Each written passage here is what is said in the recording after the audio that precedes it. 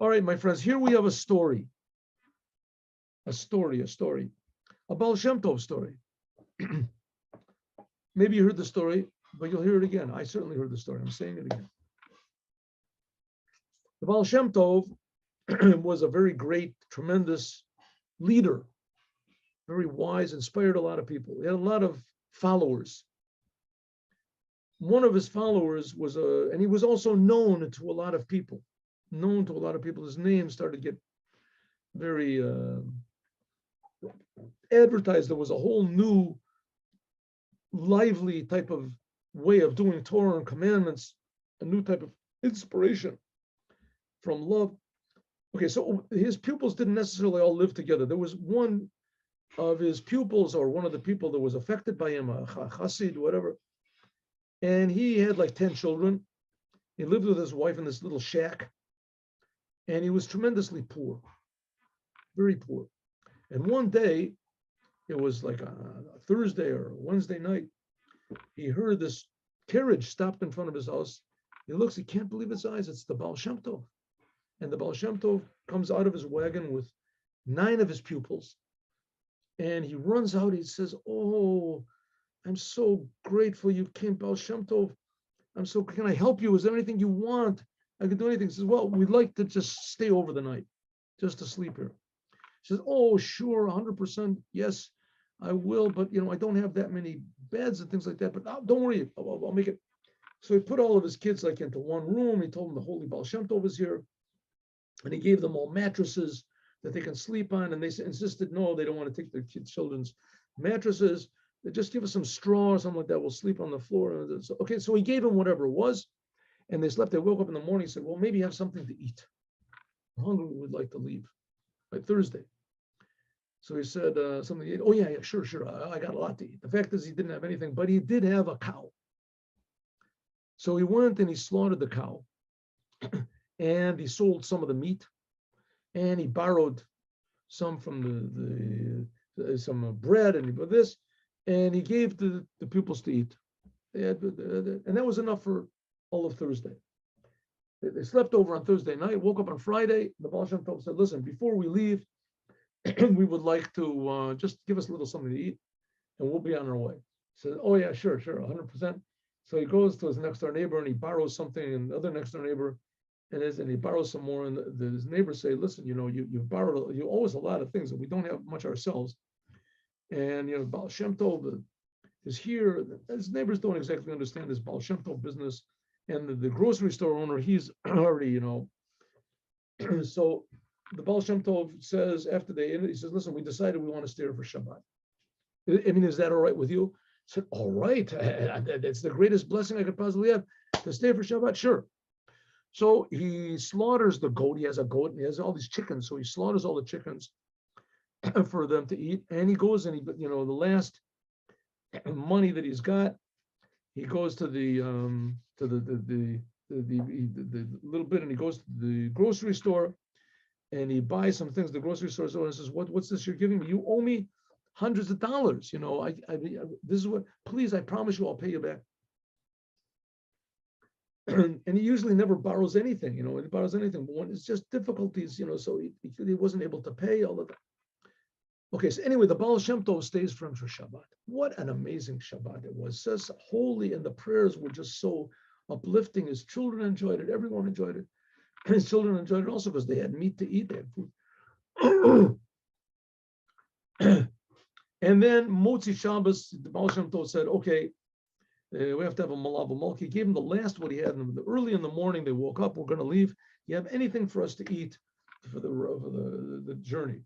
He says, "Well, I don't know." He looks around. He finds this little, sardine, a little sardine that was cooked away. He said, "Listen, this is all that I've got, and I got some bread, a little bit left over from Shabbat." No problem. He cuts the sardine into 10 pieces. He gives the bread. "That's all you got? That's all I have." He says, "Okay, so eat it. Thank you very much." And the Baal Shem Tov gets in the carriage and fades off into the horizon. And all of his kids say, "Daddy, we want something to eat." And his wife says, "We're hungry." So he says, "Just 1 second." He goes to the grocery store. Grocery store says, "No way. You owe me too much money. I'm giving this, but my children, that's what you say every time, not going to give anything. Maybe here I have an old stale loaf of bread. Here you take this. It gives them whatever it is, it's a half a loaf of bread. And the kids, they eat it, they're hungry.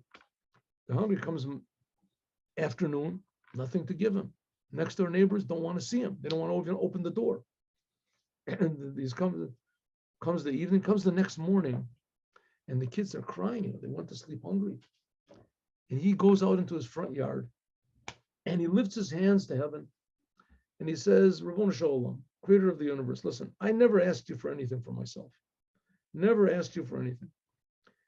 But listen, I'm asking now only for my children. They're hungry, for my family. Please, God, do something, do a miracle, anything, save me, save my children, please. And he starts crying and he falls down.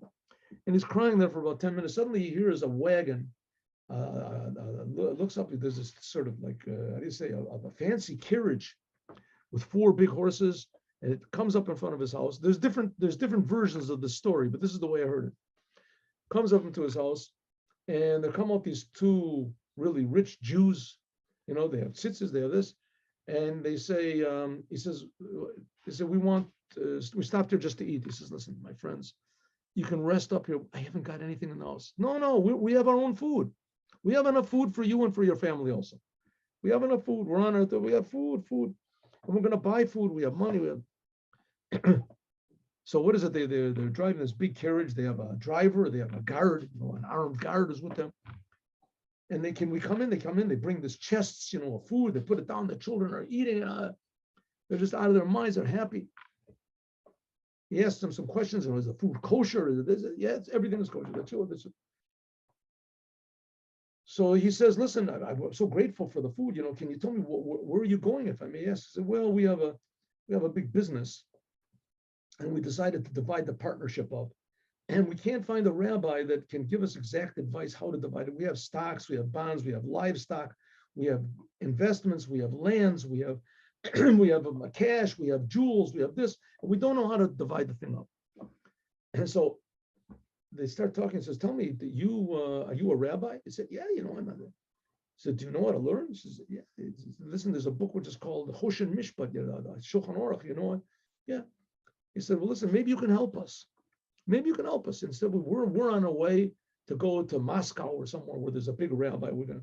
Maybe you can give us advice. So he says, okay, let's see what you got.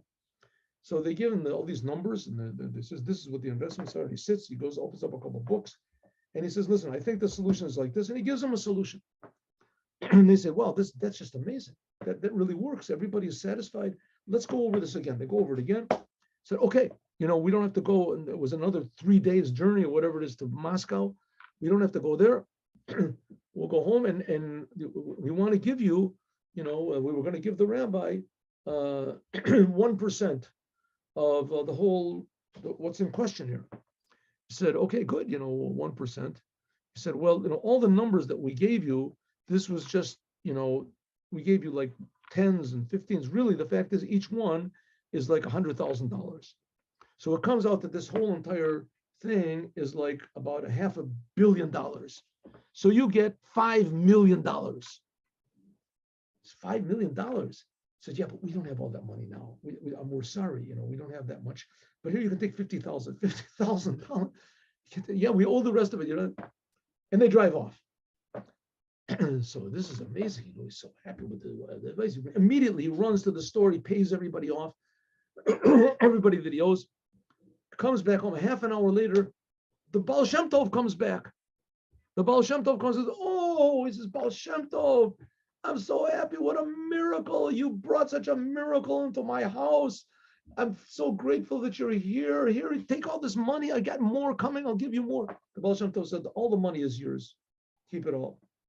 He said, that wasn't because I was here. I brought the money. It wasn't my blessing. So the reason you got the money is because you prayed. He says, all this money was waiting for you. The blessing was waiting for you in heaven. But you never opened yourself up to it. You never prayed for it. You're always satisfied with whatever you had. I had to force you to pray with all of your heart for yourself. The first time in your whole life you ever prayed anything for yourself. Now I forced you. You opened up the door to blessing by your prayers, and the prayers came down for you. And he left. The message of the story is that prayer brings down the blessings that are waiting for us. And there's a lot of blessings waiting for us. And it shouldn't have to bring us to this desperate state that he was brought into. But the Lubavitcher Rebbe did bring us into this desperate state. The Lubavitcher Rebbe said that all the time we see that there's one person in the world that doesn't know what the Torah is, how good God is himself, that there's one Jew in the world that doesn't know what the commandments are, that doesn't do the commandments, is that should make us feel bad. We should feel crushed. And we should pray and request to God, we want Mashiach now, and we should do everything and say everything, Kol Yamei Chayecha, all of the days, all of our time, Chayecha, all of our energy should be only in making this world a better place to reveal Mashiach now. Have a good day. I'll see you all, God willing. 3 o'clock class. Anyone who wants to come is invited, free of charge. Bring your friends. But if you don't come 3 o'clock, don't worry. You don't have to bring a note from your mother. I'm putting it up on YouTube, so you can look on the YouTube, and that you can also tell your friends. A lot of people watch the classes on YouTube, by the way. Have a good day. Shalom uvracha. Thank you. Maybe this afternoon. Thanks, Rabbi.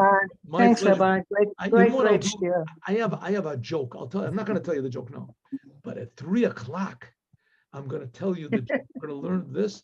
You can start laughing now. That's okay. But the joke is you're laughing more now than you will from the joke. I don't know if you enjoy the joke, but I'm telling it anyway in the afternoon. See you all 3 o'clock. Thanks, Rabbi.